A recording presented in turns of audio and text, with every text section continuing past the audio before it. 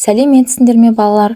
Балалар, біз бүгін 2 сынып қазақ тілі пәнінің 2 сабағын өтетін боламыз. Сабақтың тақырыбы ауызша және жазбаша сөйлеу.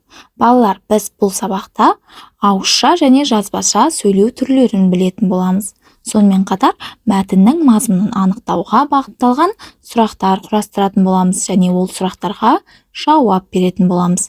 Ендеше балалар, 5-ші жаттығуға назар аударайық. Мәтінді түсініп оқы. Біздің еститін және айтатын сөзіміз ауызша сөйлеу деп аталады. Бұл дыбыс арқылы беріледі. Жазбаша сөйлеу жазылып берілетін хабар. Сөйлеудің бұл түрі бірден пайда болған жоқ. Алғашқыда адамдар айтқысы келген ойын суретпен бейнелеген. Мұндай суреттер ескі үңгір қабырғалары мен тастарда сақталған. Қазір жазу үшін әріптер және басқа да түрлі таңбалар пайдаланылады екен. Олай болса балалар, астындағы тапсырмада сұрақтарды жалғастырып көр және жауап бер деп жазған екен. Балалар, бірінші сұрақта ауызша сөйлеу дегеніміз не дейді? Ендеше осы сұраққа жауап берейік. Балалар, ауызша сөйлеу дегеніміз біздің еститін және айтатын сөзіміз екен. Балалар, мысалы, телефон арқылы немесе компьютер арқылы сендер мені қазір естіп отырсыңдар. Демек, бұл ауызша сөйлеуге жатады. Және де мен сендерге осылайша қазақ тілі пәнінің 2 сабағын айтып түсіндіріп жатырмын. Яғни, ол да ауызша сөйлеуге жатады екен. Ал келесі сұрақ жазбаша сөйлеуші дейді. Балалар, жазбаша сөйлеу дегеніміз жазылып берілетін хабар екен. Яғни, мен бұл кітаптағы айтылған нәрселерді айтып ауызша сөйлеп тұрсам, ал видеодан сендер кітапты көріп отырсыңдар. Кітапта жазылған мәліметтерді оқу арқылы түсініп отырсыңдар. Яғни, кітап жазбаша сөйлеуге жатады екен балалар. Ендеше 3-ші, 4-ші сұрақтарды өзіміз құрастырайық. Олай болса, 3-ші сұрақты алғашқы адамдар айтқысы келген ойын қалай бейнелеген? Әрине, алғашқы адамдардың кезінде оқу, жазу деген болмаған. Сол себепті олар суретпен бейнелеген екен. Ал енді балалар, осы мәтінге қарап 4-ші сұрақты ойластырайық. Алғашқы адамдардың салған суреттері қайда сақталған? Жауап: үңгірлер қабырғалары мен тастарда сақталған. Мінекей балалар, осылайша біз сұрақтарды аяқтадық. Балалар, ендеше 6-ші жаттығуға назар аударайық. Суреттегі заттар арқылы сөйлеудің қай түрі жүзеге асады? Сыныптас досыңмен бірге талқыла дейді. Балалар, астындағы суреттен біздер не көріп тұрмыз? Дұрыс айтасыңдар, теледидар мен компьютер көріп тұр екенбіз балалар. Балалар, осы құрылғылар арқылы сөйлеудің қай түрі жүзеге асады? Жазбаша ма, әлде ауызша ма? Екеуі де жүзеге асады екен балалар. Мысалы, біз теледидардан түрлі ақпараттарды естиді екенбіз, түрлі жаңалықтар айтады екен біздерге, түрлі телехикаялар, түрлі мультфильмдер көреді екенбіз. Балалар, біздердің еститін және айтатын сөзіміз не деп аталушы еді? Әрине, ауызша сөйлеу деп аталады. Яғни, теледидарда жаңалықтар айтылады екен, біз оны естиді екенбіз. Сонымен қатар мультфильмдер көрсетіледі.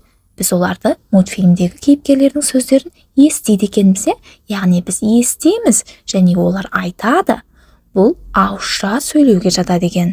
Ал 2-ші суретте компьютер бейнеленген. Бұл жерде де ауызша да жазбаша да сөйлеу жүзеге асады. Себебі біздер тіпті шет елде тұратын, алыс жақтарда тұратын туысқандарымызбен, достарымызбен жазбаша түрде сөйлесе алады екенбіз. Яғни, бір-бірімізге хат жазаламыз. Ол бізге жағдайын баяндайды. Біз оған өзімізде болып жатқан жағдайларды, жаңалықтарды жазу арқылы баяндап береді екенбіз. Қазір балалар, заманның дамығанына байланысты компьютер арқылы достарымызбен, алыстағы туыстарымызбен, отбасы мүшелерімізбен ауызша бір-бірімізді көріп, яғни видео қоңырау арқылы сөйлесе алады екенбіз. Яғни, мұнда жазу арқылы жазбаша сөйлеу іске асады екен. Сонымен қатар видео қоңырау арқылы ауызша сөйлесу де іске асады екен балалар. Ендеше тапсырмаға назар аударайық. Компьютермен жұмыс істеу нұсқаулығын толықтыр.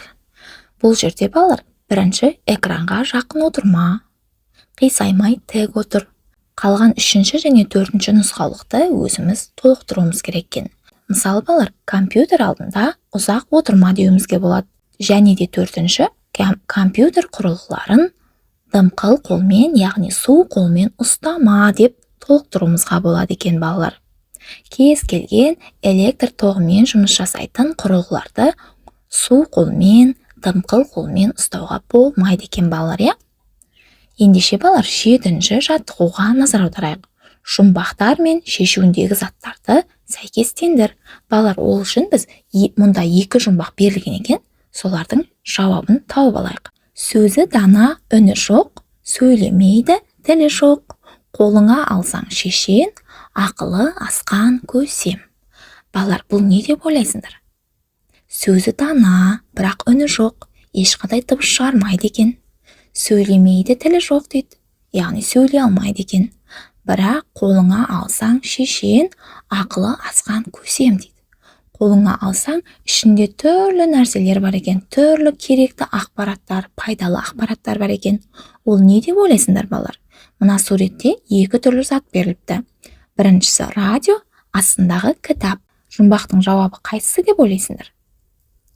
Дұрыс айтасыңдар балалар. Жұмбақтың жауабы әрине кітап. Ал келесі жұмбақ әрі шешен, әрі әнші, әрі күйші, әр үйде бар тапқышым, қане білші дейді. Балалар, бұл жерде радиодан біз әрі ән тыңдай аламыз, әрі күй тыңдай аламыз, е? Сонымен қатар әртүрлі жаңалықтар, ақпараттарды тыңдай алады екенбіз. Яғни екінші жұмбақтың жауабы радио екен. Ендеше балалар, астындағы сұрақтарға назар аударайық. Өздерің қимыл мен ишара арқылы жұмбақ жазып көріңдер. Жұмбақтардың шешуіндегі сөздер сөйлеудің қай түріне жататынын анықта. Балалар, олай болса, өздеріңнің достарыңмен, сыныптастарыңмен немесе үйдегі бауырларыңмен ишара арқылы бір-біріңе жұмбақ жасырып ойнап көріңдер. Яғни қорбаңдап жүріп аюды жасыруға болады, немесе қоян жануарын секіріп жүріп қорқақ екендігін көрсетуімізге болады екен. Ендеше астындағы тапсырмаға назар аударайық. Жұмбақтардың шешуіндегі сөздер сөйлеудің қай түріне жататынын анықта. Бұл сөздермен екі сөйлем құрап жаз дейді. Балалар, бізде жаңағы жұмбағымызда радио мен кітап болған болатын, яғни бұл жерде радио ауызша сөйлеуге жатады екен. Яғни радиода жаңалықтар, ән, жыр, термелер айтылып жатады екен, ал біз оны естіп жатады екенбіз. Яғни біз естісек және айтсақ, ол ауызша сөйлеуге жатады екен. Ал кітап болса жазбаша сөйлеуге жатады екен. Яғни кітапта түрлі білімдер, біздер үшін пайдалы ақпараттар жазу түрінде берілген екен, сондықтан ол жазбаша сөйлеуге жатады екен. Және де бұл сөздермен екі сөйлем құрап жаз дейді. Балалар, мысалы, радиоға байланысты былай деп сөз құрастыруымызға болады. Балалар, қазіргі таңда радио құрылғысының орнын телефон, компьютер сияқты құрылғылар орнын басқан екен. Яғни қазіргі таңда барлық үйде радио жоқ десек те болады. Яғни радиоға байланысты мынандай сөйлем құрамызға болады екен. Менің атамның үйінде ескі радиолар әлі күнге дейін сақталған. Мінекей осындай сөз құрамызға болады. Ал кітапқа байланысты мен кітап оқығанды жақсы көремін. Мінекей осындай сөйлем құрамызға болады. Сендер де өз ойларымен осы радио мен кітапты қатыстырып сөйлемдер құрастырыңдар. Ендеше балалар, 8-ші жаттығуға назар аударайық. Суреттегі заттардың алғашқы әріптерінен сандардың реті бойынша сөз шығарып айт дейді балалар. Олай болса балалар, мына жерде 7 түрлі заттың суреті бар екен, яғни осы суреттердің тек бірінші әріптерін ғана аламыз, және де мына сандарға қарап сол әріптерді ретімен қояды екенбіз. Балалар, бірінші суретте жүзім бейнеленген, яғни ш әрпін аламыз. Енді екінші суретті қараймыз.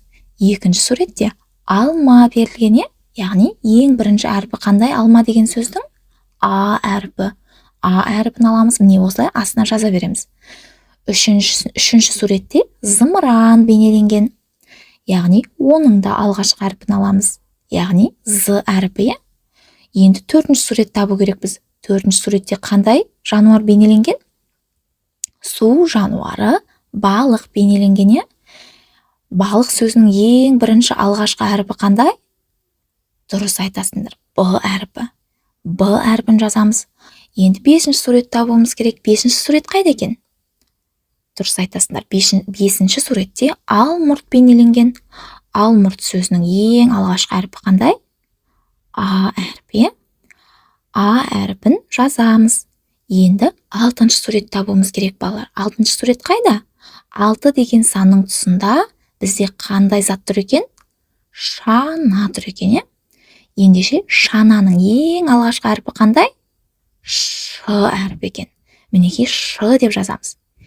Енді 7-ші санның қасында, 7 деген санның қасында қандай тәтті жеміс тұр екен? Ананас тұр екен, е?